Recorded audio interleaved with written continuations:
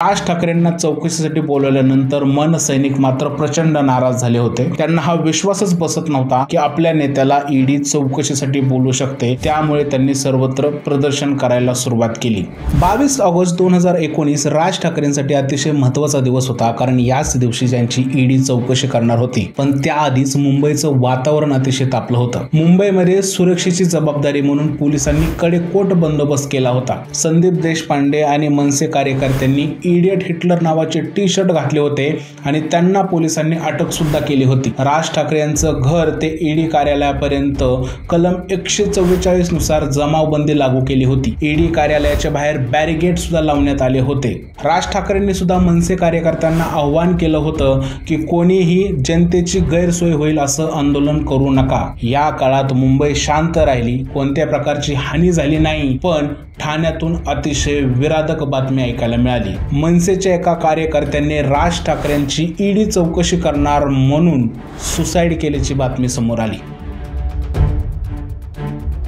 11:25 राज ठाकरे, त्यांचा मुलगा, त्यांची सून आणि त्यांच्या पत्नी बरोबर ईडी कार्यालयाच्या बाहेर पोहोचले।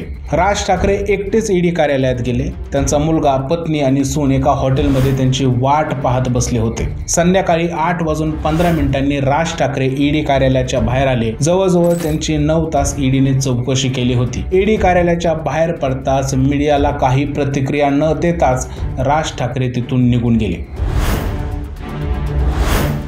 ईडीच्या चौकशीनंतर राज ठाकरेंवरती राजकीय क्षेत्रातून मोठे आरोप होऊ लागले। राज ठाकरे हे वारंवार आपली राजकीय भूमिका बदलतात, हा सगळ्यात मोठा आरोप त्यांच्यावर होऊ लागला। 2024च्या विधानसभा निवडणुकीमध्ये राज ठाकरे यांनी भारतीय जनता पार्टीला सपोर्ट केला।